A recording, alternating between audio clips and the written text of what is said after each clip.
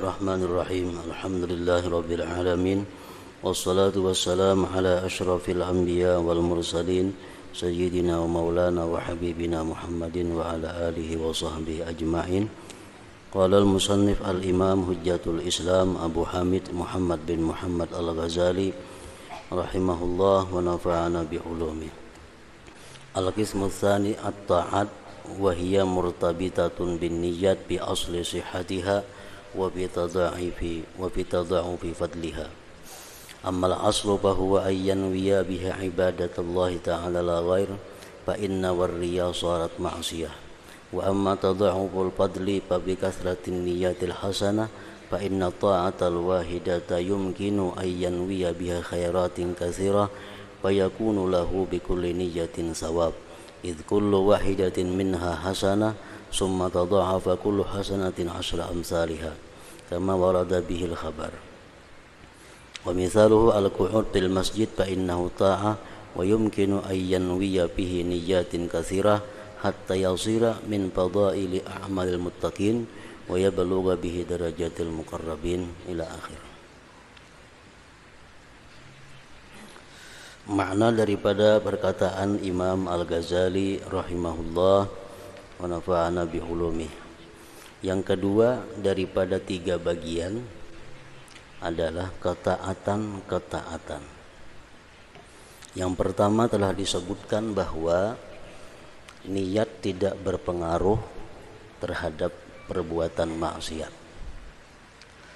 Bagaimanapun baiknya niat, tetap kada akan bisa merubah kedudukan maksiat itu menjadi taat. Maksiat tetap maksiat.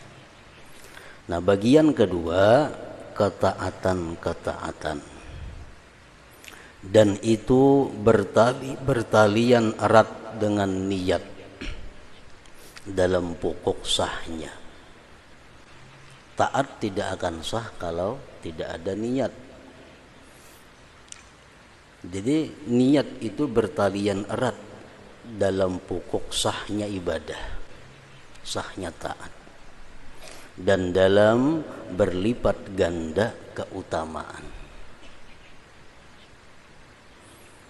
Kita sudah mengetahui bahwa satu perbuatan kebaikan dibalas Allah 10 sampai 700 sampai seterusnya. Nah, berlipat gandanya pahala yang didapat dengan satu kebaikan itu adalah tergantung banyaknya niat yang dimasukkannya dalam satu perbuatan taat itu. Jadi gunanya niat dalam hal taat ada dua. Pertama, niat adalah pokok daripada sahnya taat.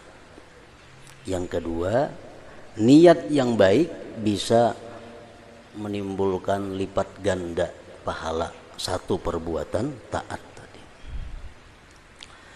Adapun pokok maka itu adalah bahwa ia berniat dengan ketaatan tersebut untuk ibadah kepada Allah Ta'ala. Itu pokok, tidak lainnya. Berniat dengan ketaatan tersebut untuk ibadah kepada Allah Ta'ala.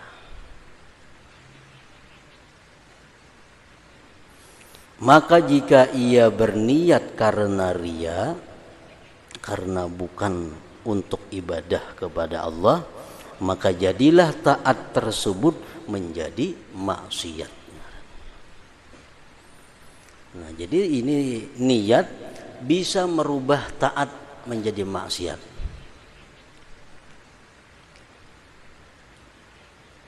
Perbuatan yang mestinya dapat pahala, tapi niatnya salah, bisa menjadi dosa.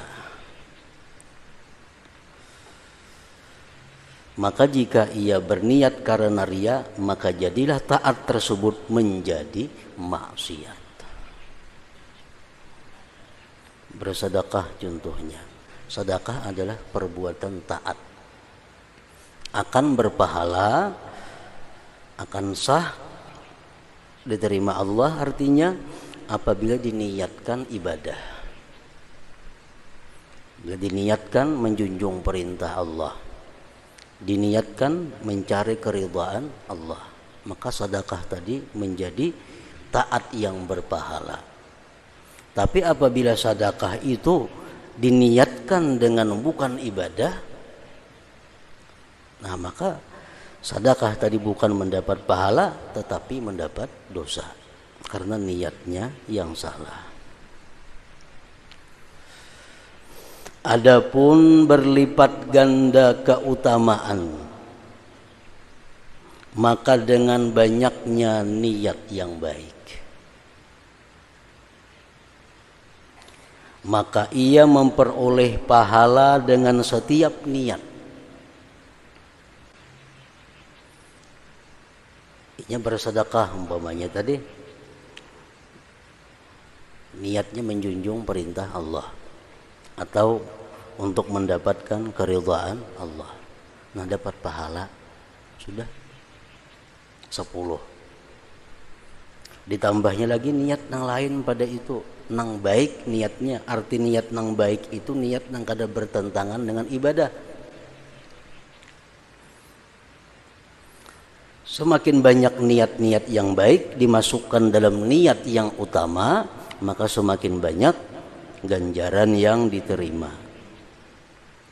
Karena setiap niat adalah suatu kebaikan, kemudian setiap kebaikan berlipat ganda sampai 10 lipat, seperti yang disebutkan dalam hadisnya Nabi Sallallahu Alaihi Wasallam.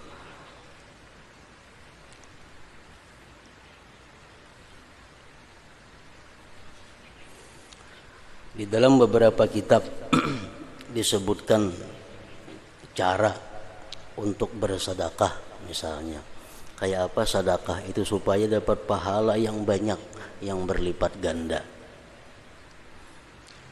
Para ulama menulis, para ulama mengajarkan kepada kita setidak-tidaknya ada 20 niat yang bisa dimasukkan dalam satu sedekah.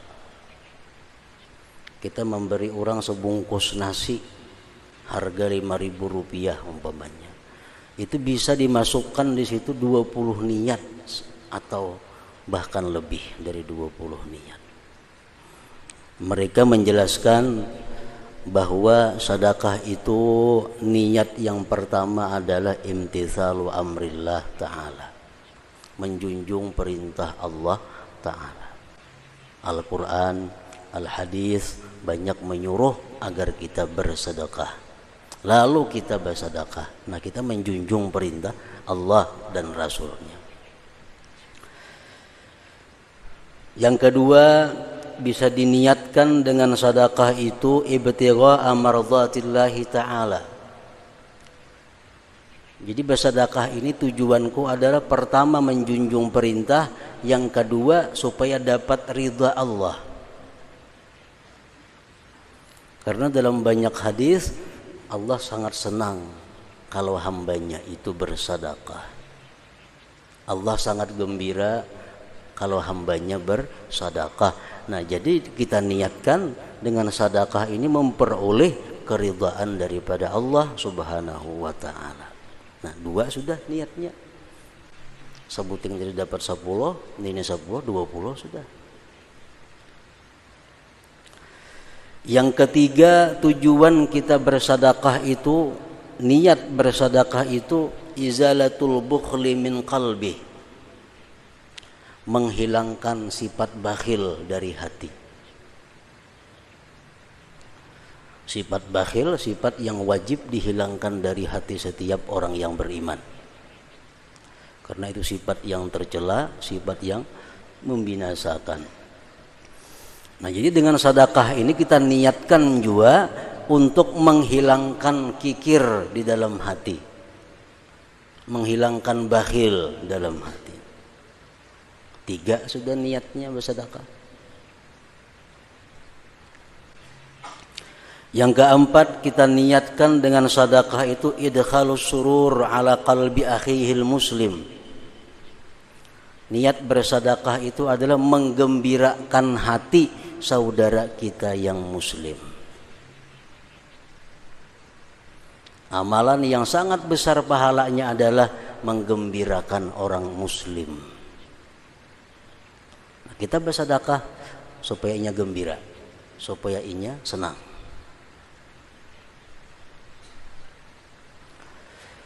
Yang kelima, kita niatkan bersedekah itu jabrul khatir, menutupi kekecewaan saudara kita muslim,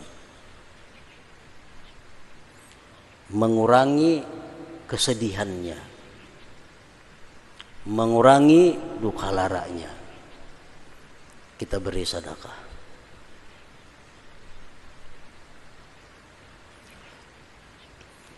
Yang keenam, bisa juga diniatkan dalam bersedekah itu raja doa ilmu tasaddaq anhu, kita mengharapkan doa orang yang menerima sedekah itu. Anjak orang yang permintaan di kartak-kartak tuh, kita timbai duit, nah, terima kasih dan selamat, panjang umur, sehat badan, murah rezeki sampai tujuan. Nah itu doa ngarannya, doa kepada nang memberi sedekah itu. Bersedekahnya berapa? Paling-paling Rp1.000 ditimbai, doanya sering banyakan. Sebuting aja kabul, lebihan susah Rp1.000 itu. Mengharapkan doa orang yang diberi sedekah. Yang ketujuh, diniatkan dengan sedekah itu taisiruhu 'alat ta'ah, memudahkan saudaranya itu untuk berbuat taat. Kita bersedekah lawannya duit atau bersedekah lawannya pakaian, nyamannya berbuat taat kepada Allah. Nyaman kawan kita itu ini berbuat ibadah kepada Allah.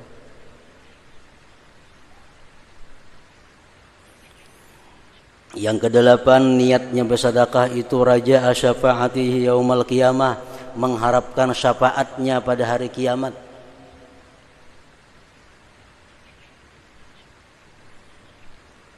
Di hari kiamat kaina Allah berseru, wahai orang-orang fakir miskin yang takwa kepada Allah, siapa-siapa yang pernah memberi sedekah kepada engkau, bawalah dia ke dalam surga.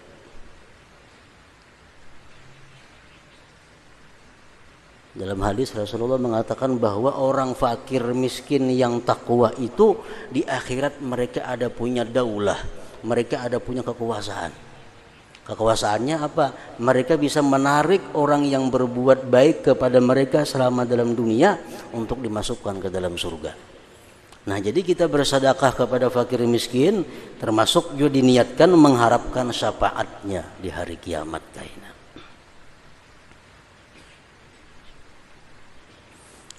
Yang kesembilan, ighrasu hubbihi fi qalbi,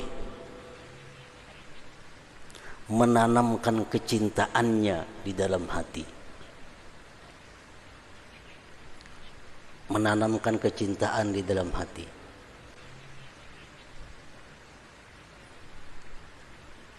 Dulunya inya kada kenal lawan kita, dulunya inya kada tahu lawan kita, dulunya inya benci lawan kita, dulunya inya marah dengan kita.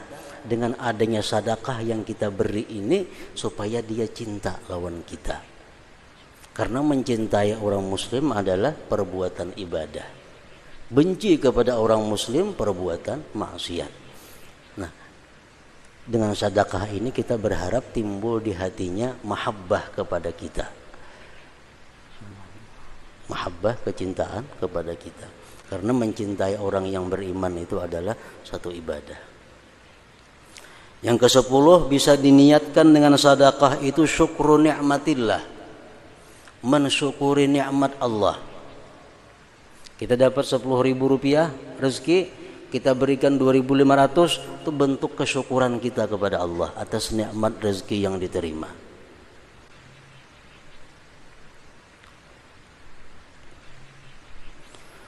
Yang ke-11, kita niatkan dengan sedekah itu talabu ziyadah minallah, menuntut tambahan daripada Allah. Kita hari ini dapat rezeki misalnya 10 ribuannya, Maka kada cukup 10.000 nih kita sagan di rumah. Nah kita berikan 2.500 untuk sedekah dengan mengharapkan agar ditambah Allah rezeki untuk kecukupan hari ini. Karena Rasul bersabda, "Man naqasa malun min sadaqah," harta itu tidak berkurang dengan sedekah. Yang ke-12 diniatkan lagi dengan sedekah itu tathiru malihi minasyubhah, membersihkan harta daripada syubhat. Ini harta yang kita dapat ini macam-macam. Kada tentu 100% halal, ada syubhatnya. Nah, kita niatkan dengan bersedekah ini harta kita dibersihkan dari yang syubhat itu.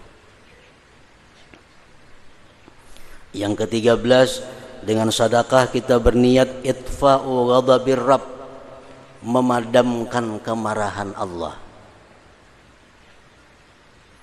Bersedekah niat mudahan Allah kada sarik lawan aku, mudahan Allah kada benci lawan aku.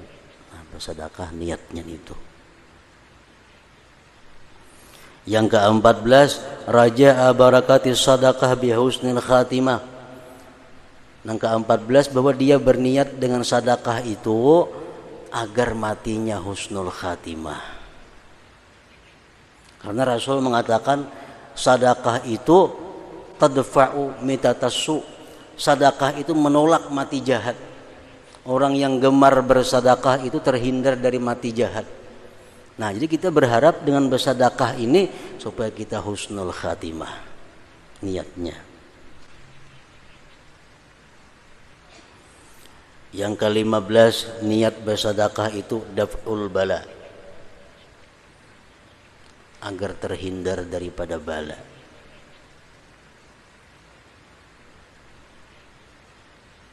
Yang ke-16 niat bersedekah itu hifzul fakir min ghibatihi, kita menjaga si fakir miskin ini jangan sampai menggibah kita. Ini kena mengkada dibari padahannya aku pemalar macam-macam nih. Padahannya aku kikir lah padahannya. Beri 10.000 niat supaya ini jangan menggibah kita. Karena mau menggibah kita berdosa kena inya. Nah, jadi kita memeliharakan inya daripada dosa. Kita bersedekah niat supaya ini jangan menggibah kita.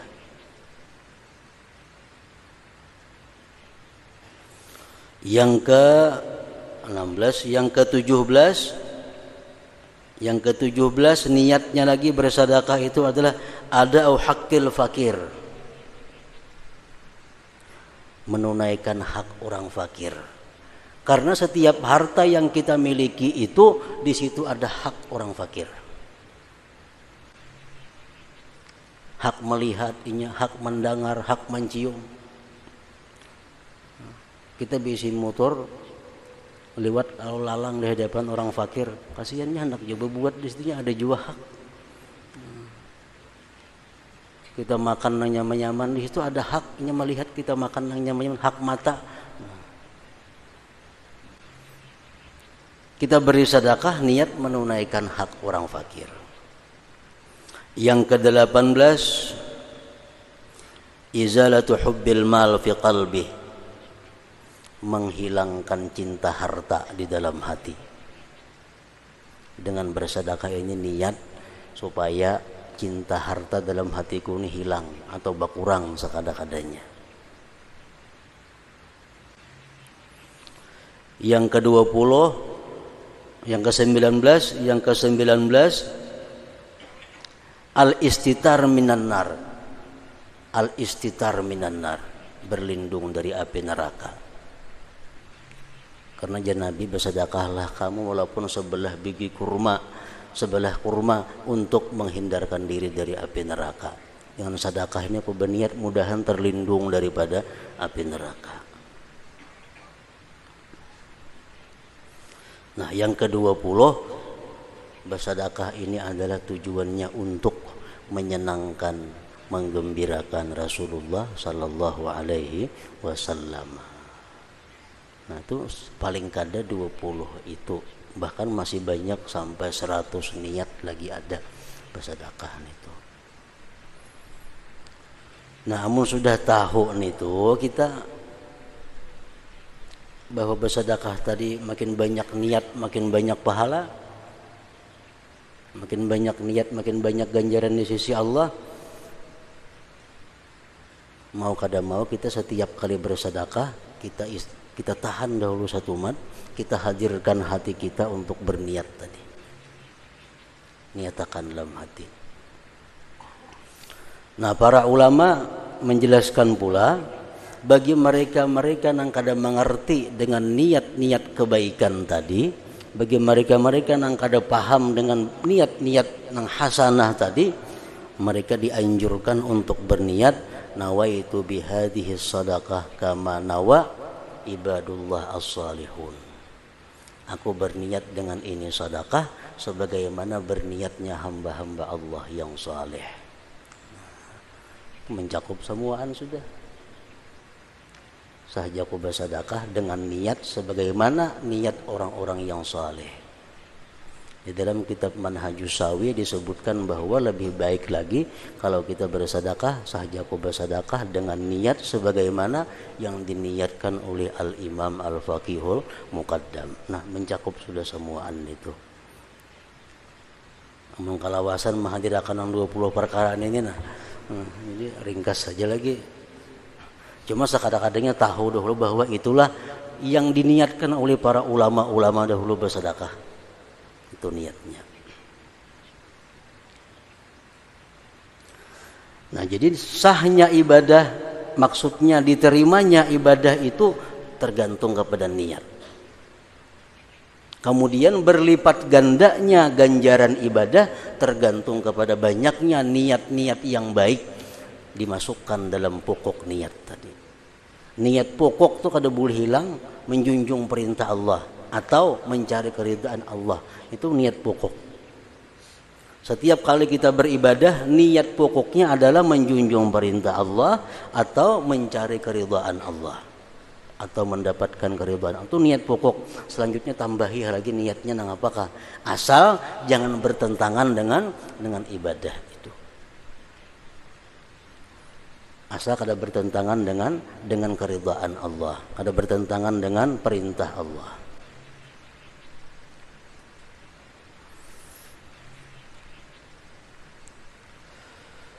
Kemudian setiap kebaikan berlipat ganda sampai 10 lipat seperti yang disebutkan dalam hadis. Nah, jadi tadi misal kita bersedekah tadi niatnya 20 kali 10 berapa? 200 dapat pahala. Dapat 200 pahala. Padahal duitnya 1.000 rupiah aja nih sedekahkan. 1.000 rupiah aja dapatnya berapa? 200 pahala. Namun kita niatnya macam tadi.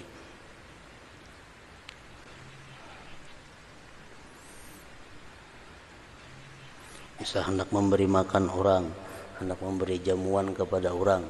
Nah, esok kena aku hendak nukar nasi bungkus 10 bungkus, hendak memberi jamuan kepada orang, hendak memberi makan orang. Nah, niatakan dulu.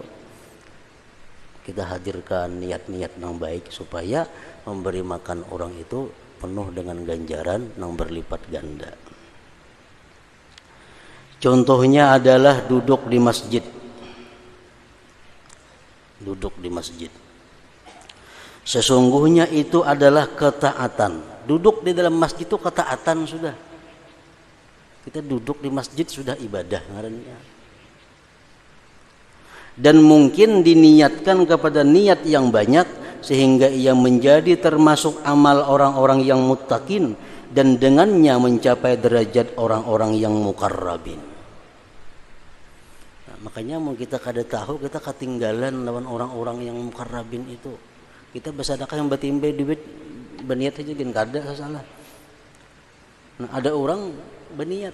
Jadi derajat kita di sisi Allah ketinggalan dengan orang-orang yang alim yang mengetahui itu. Kita memberi makannya orang 10 bungkus. Orang yang tahu berilmu 10 bungkus, tapi nilainya kada sama. Kenapa? Karena kita ada tahu aturan-aturan niatnya itu. Nah, kalau kita tahu bukan ini niatnya, kita akan bisa mencapai derajatnya orang-orang yang muqarrabin. Duduk di masjid contohnya.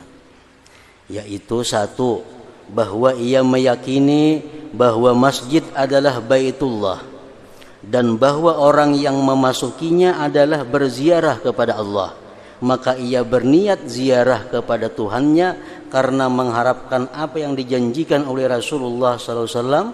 Beliau bersabda, "Man qa'ada fil masjid faqad zarallah wa haqqun 'alal mazur ay yukrima zairah." Artinya, barang siapa duduk di masjid maka ia telah mengunjungi Allah Ta'ala, dan mesti atas orang yang dikunjungi, Allah maksudnya, memuliakan orang yang mengunjunginya. Nah, jadi kita ke masjid duduk, pertama niat kita apa? Ziarah kepada Allah. Bila kita niat ziarah kepada Allah, Allah pasti akan menghormati tamunya. Allah pasti memuliakan tamunya. Mungkin kita kada ada niat ziarah kepada Allah, ya biasa yang ngarannya. Yang kedua, niat kita duduk di masjid, misal setengah 12 ke masjid dia duduk. Menghadang hari Jumat tanggal 12 sudah ke masjid duduk bertengah jam. Niat pertama begitu duduk di masjid tadi ziarah kepada Allah. Yang kedua, bahwa ia menunggu salat setelah melakukan salat. Di masjid datang tahiyatul masjid, kalau kita tuntung tahiyatul masjid duduk menghadangi sembahyang Jumatnya itu umpamanya. Maka duduk tersebut termasuk jumlah penungguannya dalam salat. Dan demikian itu adalah makna firman Allah Ta'ala, warabitu, artinya dan tetaplah bersiap siaga. Duduk kita sembahyang tahiyatul masjid itu menghadang Jumat. Ujar Nabi kita, man jalasa fil masjid yantazirus salah fahuwa fis salah wal malaikat taqulu lahu Allahumma ghfir lahu warhamhu ma lam yuhdits. Orang yang duduk di masjid menunggui sembahyang, menunggui masuk waktu, duduk di masjid, inya itu hukumnya sembahyang. Hukumnya sembahyang. Dan selama inya duduk menunggu sembahyang tadi, malaikat setiap detik itu mendoakan dia, Allahumma ghfir lahu, ampuni ini orang ya Allah, warhamhu, sayangi ini orang ya Allah, selama ia belum berhadas. Mun batal kena wudu, ampih malaikat mendoakan. Jadi kita menunggu sembahyang sejam itu kita setiap detik mendapat doa dari malaikat. Hadis lain mengatakan almar'u fi salatin man tazalaha, seseorang itu dikatakan sembahyang selama dia menunggu sembahyang itu. Tapi di masjid maka duduknya, mun di warung ada masuk itu. Di masjid, di Kartak ada masuk juga, di pelatar rumah orang ada masuk juga. Nah, apa untungnya duduk di warung, dudukan orang kamar tanya ke masjidan, padahal dua dapa lagi masjid. Di warung kan apa-apa pahalanya ada. Ini man jalasa fil masjid, siapa yang duduk di masjid. Ada man jalasa fil warung, ada.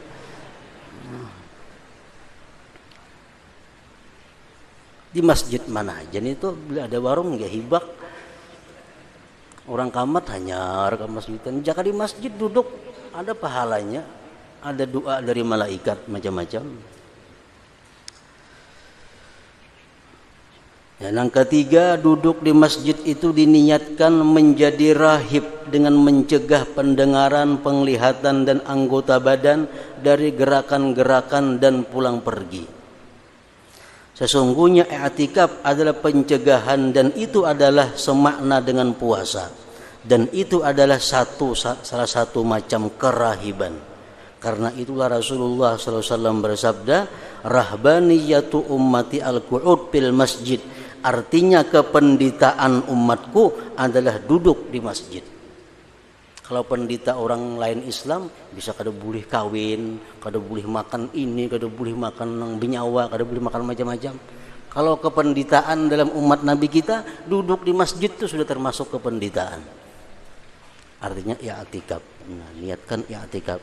Dengan i'tikaf itu kita menahan diri daripada keluar masjid artinya. Yang keempat, niat duduk di masjid itu menetapi cita-cita kepada Allah, mengharuskan hati untuk berpikir tentang akhirat dan mencegah kesibukan-kesibukan yang memalingkan dari demikian dengan mengasingkan diri ke masjid. Napa nak ke masjid? Nak bertenang-tenang, di rumah sibuk, di kantor sibuk, di toko sibuk, nak istirahat, nak tafakur. Nah, itu niat yang bagus. Yang kelima, semata-mata untuk zikir kepada Allah atau mendengarkan zikir kepada Allah dan mengingat-ingat Allah. Duduk di masjid untuk berzikir atau mendengarkan zikir. Seperti yang diriwayatkan dalam hadis, man ghada ilal masjid liyadhkurallaha ta'ala aw yudzakkira bihi kana kal mujahid fi sabilillah. Artinya barang siapa pergi ke masjid untuk zikir kepada Allah Ta'ala atau mengingatkan orang dengan zikir tersebut, maka ia seperti orang yang berperang di jalan Allah Ta'ala. Apalagi baiknya. Yang keenam, duduk di masjid kita niatkan bahwa ia bermaksud memberi faedah ilmu dengan amar ma'ruf dan nahi munkar. Karena masjid itu tidak sunyi dari orang yang berbuat kejelikan dalam salatnya atau berbuat apa yang tidak diperbolehkan baginya. Lalu ia menyuruh orang tersebut berbuat perbuatan ma'ruf dan menunjukkannya kepada agama.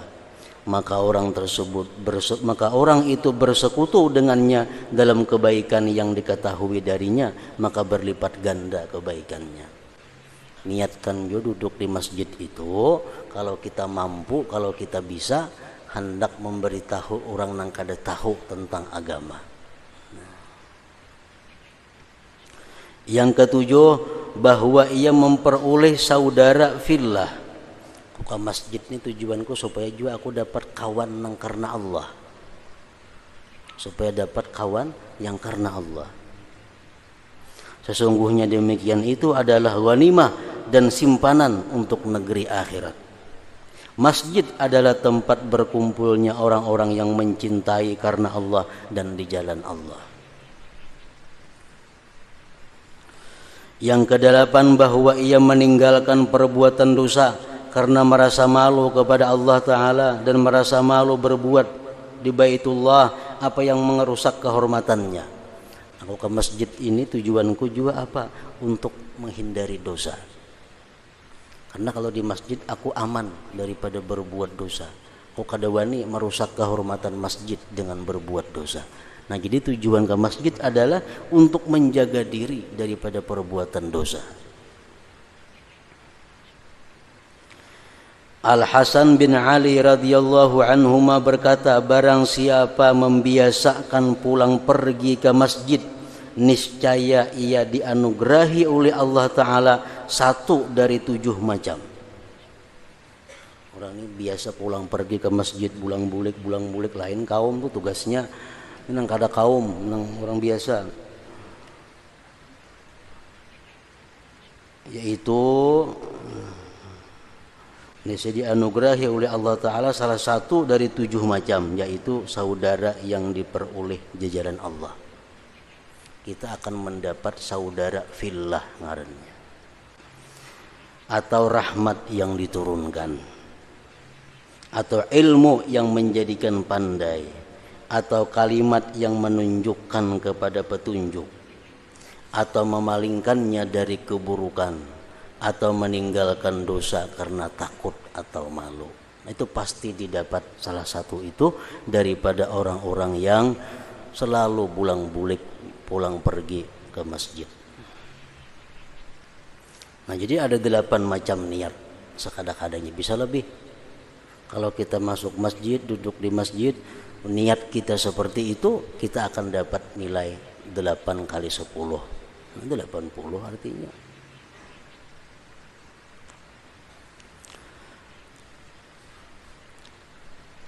Inilah jalan memperbanyak niat.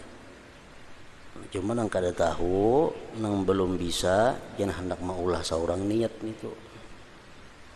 Karena ukuran pokoknya itu adalah yang pertama tadi, menjunjung perintah Allah atau ingin mendapatkan keridhaan Allah.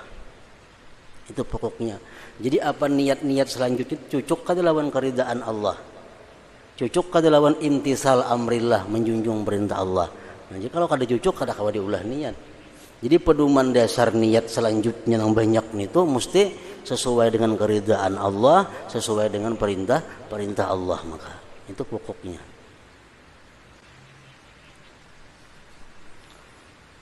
Inilah jalan memperbanyak niat, dan kiaskanlah,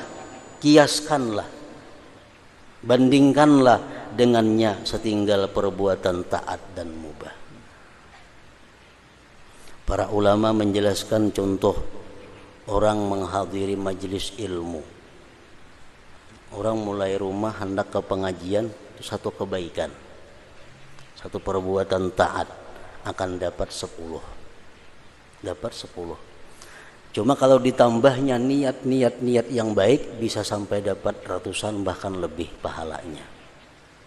Nah, ulama mengkiaskan niat-niat yang baik untuk hadir di pengajian itu.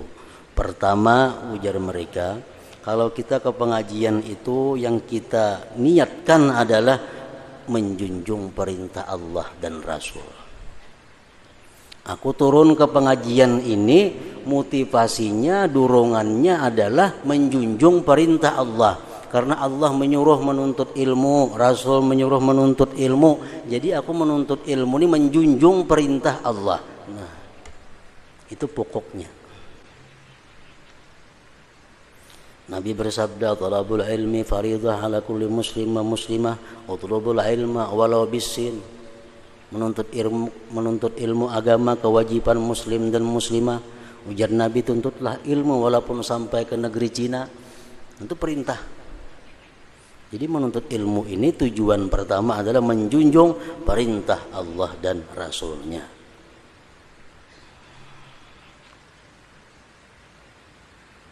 Yang kedua, ditambah lagi niat istirdaul malaikah. Aku menuntut ilmu ini tujuannya apa lagi? Untuk menyenangkan malaikat Allah.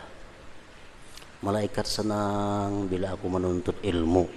Malaikat gembira bila aku menuntut ilmu. Jadi tujuan menuntut ilmu ini juga menyenangkan malaikat. Rasul bersabda, "Innal malaikah la tadau ajnihataha li talibil ilm ridan bima yasna'u."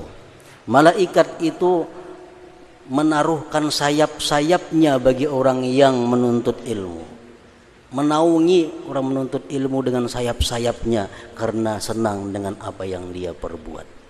Nah, jadi menuntut ilmu itu bisa diniatkan adalah juga mencari atau mendapatkan kesenangan malaikat. Yang ketiga, kita menuntut ilmu bisa diniatkan ta'zimu sya'airil Islam. Ta'zimu syiaril Islam, membesarkan syiar Islam. Kita menuntut ilmu untuk membesarkan syiar Islam, syiar Allah.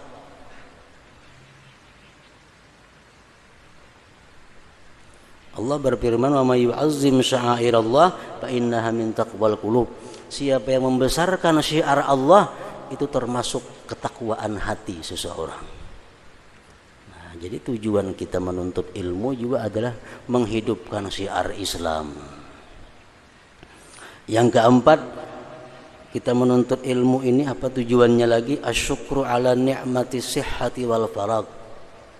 Kita bersyukur dapat nikmat sihat dan kelapangan. Wal hidayah, dan hidayah dari Allah. Kita bersyukur dapat nikmat sihat. Yang kedua dapat nikmat lagi apa lapang. Yang ketiga dapat nikmat hidayah. Nah, jadi aku turun ke pengajian ini mensyukuri itu. Banyak orang nang sihat, lapang, tapi kada dapat hidayah, kada kawan nuntut ilmu. Orang dapat hidayah tapi sibuk, kada kawan nuntut ilmu. Orang dapat hidayah tapi sakit, kada kawan nuntut ilmu. Nah, kita sihat, kita lapang, kita dapat hidayah, itu nikmat yang sangat besar. Nah, jadi kita menuntut ilmu ini mensyukuri itu. Yang kelima, kita niatkan dalam menuntut ilmu itu ifrahul walidain, menyenangkan orang tua, menggembirakan orang tua. Mun ada orang tua nang kada gembira anaknya nuntut ilmu, orang tua kada pintar itu ngarannya. Nah, ifrahul walidain, kita niatkan menyenangkan hati orang tua, terutama yang sudah wafat. Rasulullah bersabda, innar rajul la yasurru bi salahi waladih fi qabri. Seseorang dalam kubur itu sangat gembira melihat anaknya itu berbuat kebaikan. Sangat gembira. Yang keenam, kita menuntut ilmu tujuannya apalagi ifrahun Nabi sallallahu alaihi wasallam, menyenangkan Nabi kita. Nabi sangat senang kalau melihat umatnya itu menuntut ilmu agama. Nabi sangat gembira kalau umatnya itu menuntut ilmu agama atau berbuat amal kebajikan lainnya. Yang ketujuh, ifrahul aqarib minal amwat, menggembirakan keluarga-keluarga yang sudah matian. Rasul bersabda, inna a'malakum tu'radu ala aqaribikum wa asyairikum minal amwat fa in kana khaira istabsyaru. Ujar Nabi, amal perbuatan kalian itu ditampayakan lawang kula-kula ikam nang dikubur itu nah. Amun amal ikam baik sukaan mereka. Sepupu kita, marina kita, kamanakan kita dalam kubur, kalau melihat amal kita ini baik, gembira mereka. Nah, jadi kita menuntut ilmu tujuannya salah satunya adalah menyenangkan keluarga-keluarga yang sudah wafat. Yang kedelapan, orang menuntut ilmu tujuannya talabur rahmah wal maghfirah, menuntut ampunan dari Allah, menuntut rahmah dari Allah. Kenapa turun ke pengajian? Tujuannya supaya hapus dosa-dosa. Kenapa turun ke pengajian? Supaya hilang dosa-dosa, diampuni Allah. Karena Sayyidina Umar pernah berkata, innar rajul la yakhruju min manzilihi wa alaihi min adh-dhunub mislu jibali tihamah fa idza sami'a al-'alima khaba wastarja'a an dhunubihi wa ansarafa ila manzilihi wa ma alaihi dhunub. Seseorang itu keluar dari rumahnya, berangkat dari rumahnya penuh dengan dosa-dosa seperti gunung-gunung yang ada di Tihamah. Manakala dia mendengar orang ceramah, mendengar si alim menyampaikan hadis-hadis Nabi tentang dosa, tentang macam-macam, dia sedih. Dia sedih. Begitu dia pulang sampai ke rumah, tidak ada lagi atasnya dosa sedikit jua pun. Nah, itu orang yang hadir di majelis ilmu. Yang kesembilan, tujuan ke majelis ilmu adalah al-khuruj fi sabilillah, berangkat sabilillah. Orang yang menuntut ilmu, andai kata dia mati, mati syahid. Matinya mati syahid. Karena orang yang berangkat menuntut ilmu itu sama dengan berangkat fi sabilillah. Jadi tujuanku menuntut ilmu ini adalah berangkat di jalan Allah. Man kharaja fi talabil ilm fahuwa fi sabilillah hatta yarji'a. Ujar Nabi kita, siapa yang berangkat ke majelis ilmu, dia itu ngarannya berangkat di jalan Allah fi sabilillah sampai dia kembali. Nah, yang ke-10, tujuan kita ke majelis ilmu itu apa? Istima'u kalamillah wa kalami rasulih sallallahu alaihi wasallam wal auliya wal ulama. Tujuan kita adalah untuk mendengarkan firman Allah, mendengarkan hadis-hadis Rasulullah, mendengarkan perkataan para aulia dan ulama-ulama. Nah, 10 niat dalam sekali berangkat menuntut ilmu.